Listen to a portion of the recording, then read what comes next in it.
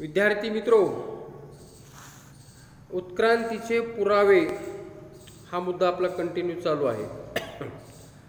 विज्ञान भाग 2 वर्ग 10 याच्यातलं जे पहिलं प्रकरण आहे, या पहिल्या प्रकरणामध्ये आपण उत्क्रांतीचे पुरावे मागच्या काही तासामध्ये आपण एकूण 4 पुरावे बघितलेले आहेत बघा। त्यातला जो पुढचा पुरावा आहे जोडणारे दुवे, त्याला आपण कनेक्टिंग लिंक्स असं म्हणतो। समोर तिथं कंसामध्ये दिलेलं आहे तुम्हाला जोडणारे दुवे किंवा कनेक्टिंग लिंक्स।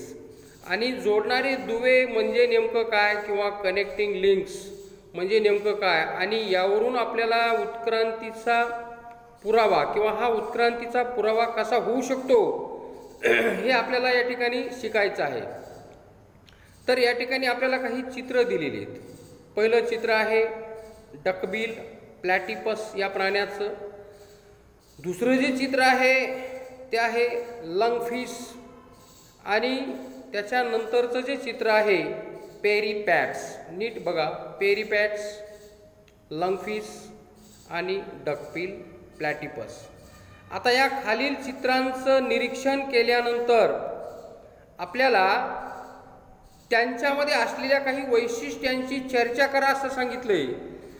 तर कशाची चर्चा करायची, तर अशा प्रकारच्या इतर काही प्राण्यांची माहिती तुम्हाला मिळवायला सांगितली आणि ती माहिती इंटरनेटच्या माध्यमातून चित्र किंवा व्हिडिओचा संग्रह करायला सांगितलेली आहे। आता आपल्याला काही वनस्पती आणि प्राणी यांच्यामध्ये काही शारीरिक लक्षणं अशी असतात की त्यावरून त्यांचा दुसऱ्या 2 भिन्न गटाशी संबंध जोडता येतो का, आणि जर जोडता येत असेल तर त्यांना जोडणारे दुवे म्हणतात। म्हणजे काही वनस्पती आणि काही प्राणी यांच्या शरीरातील लक्षणं, काही वनस्पतीमधले आणि काही प्राण्यामधले काही लक्षणं हे असे असतात की त्यावरून त्यांच्या दुसऱ्या 2 भिन्न गटांशी संबंध जोडता येतो। म्हणजे त्यांच्यातले काही लक्षणं हे इतर 2 गटामध्ये असलेल्या लक्षणांशी जुळते मिळते असतात, आणि म्हणून त्यांना त्या 2 गटाला जोडणारा दुवा असं म्हणतात बघा, जोडणारा दुवा।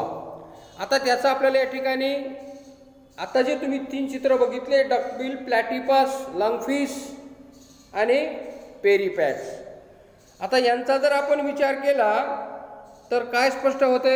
उदाहरणार्थ पेरिपॅट्स या प्राण्यामध्ये वलयी प्राण्याप्रमाणे, वलयी प्राणी म्हणजे ज्यांचं शरीर हे वलयी असतं।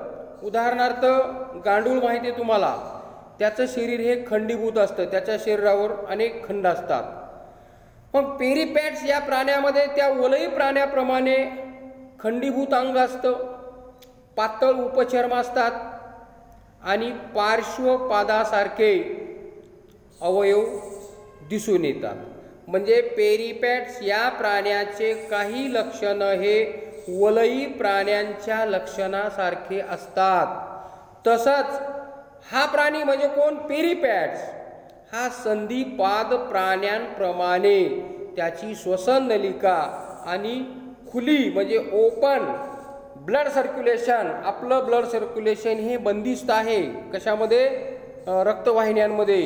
परंतु संधिपाद प्राणी जे असतात म्हणजे ज्यांच्या पायामध्ये सांधे असतात त्याला आपण संधिपाद प्राणी असे म्हणतो।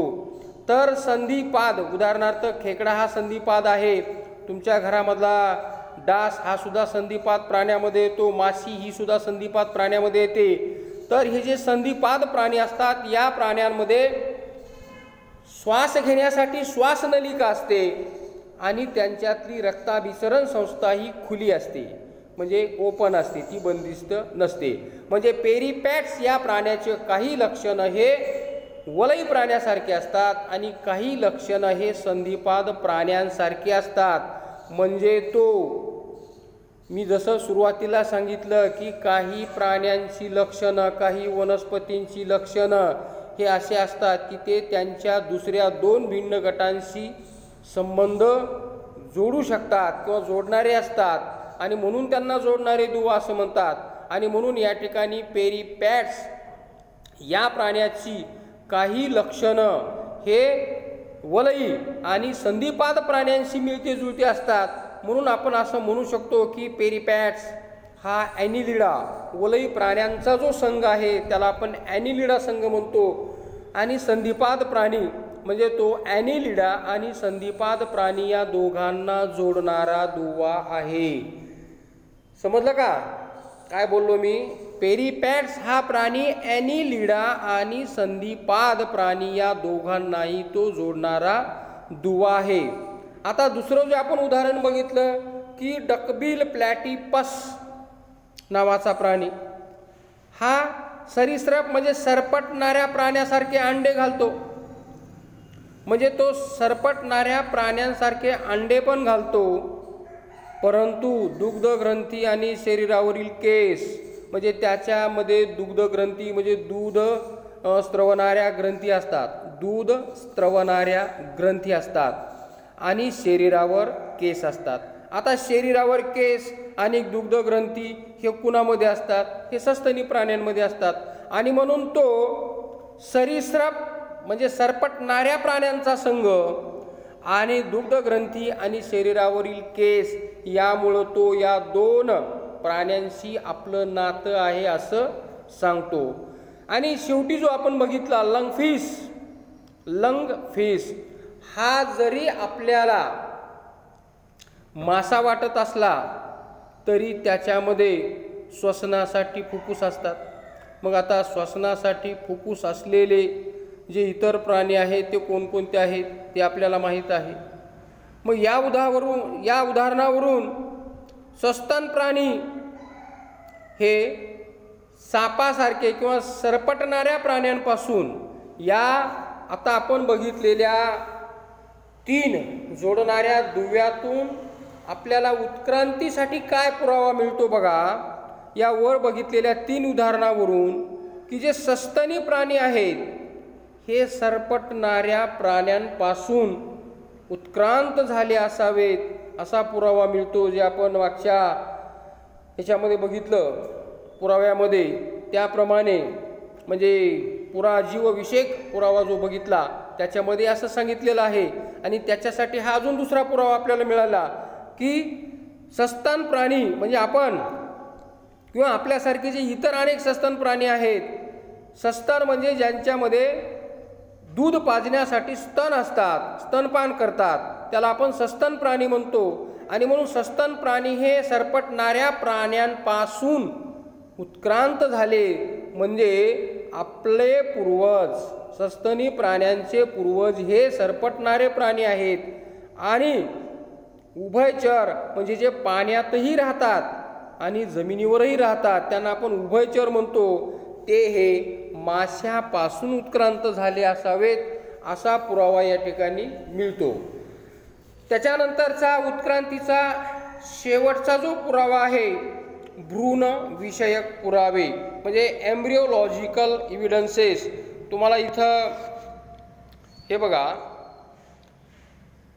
ह्या विविध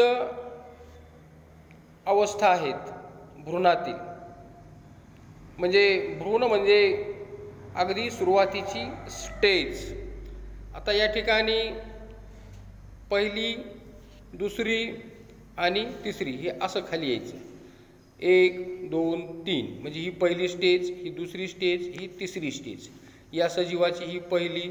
आता हे सजीव कोण आहेत आणि आपल्याला त्याचं जे त्याचा जो भ्रूणाचा विकास कसा झाला तर या ठिकाणी पहिला जो सजीव आहे बघा हा मासा आहे. ही माशाची भ्रूणावस्थेतील पहिली स्टेज, ही माशाची भ्रूणावस्थेतील दुसरी स्टेज, ही तिसरी स्टेज. माशानंतर हा सॅलेमेंडर हा कासव, त्याच्यानंतर कासवाच्या नंतर कोंबडी, कोंबडीच्या नंतर इथं डुक्कर दिलेले, डुकराच्या नंतर गाय, गायीच्या नंतर ससा आणि सस्याच्या नंतर सगळ्यात शेवटी मानव दिलेला आहे. म्हणजे मासा असं जर आडवं गेलात तर हे सगळे भ्रूण, मासा, सॅलमेंडर, कासव, कोंबडी, डुक्कर, गाय, ससा आणि माणूस, आणि ह्या त्यांच्या स्टेज आहेत, भ्रूणावस्थेतील स्टेज. आता आपण जर ह्या सगळ्या प्राण्यांची भ्रूणावस्थेतील जी पहिली अवस्था आहे ही आपल्याला जवळपास सारखीच दिसते बघा. प्रत्येक प्राण्याचा जर आपण हा भ्रूण बघितला, म्हणजे याच्यामध्ये ससा, कोंबडी, कासव, मासा, डुक्कर हे सगळे आले. ह्या सगळ्यांची जी सुरुवातीची भ्रूणावस्थेतील स्टेज आहे ही जवळपास आपल्याला भ्रूणावस्था सगळ्यांची सारखीच दिसते. त्याच्यानंतर ही दुसरी अवस्था, ही जर आपण थोडी बघितली बारकाईनं तर ही सुद्धा आपल्याला थोडीफार सारखीच दिसते.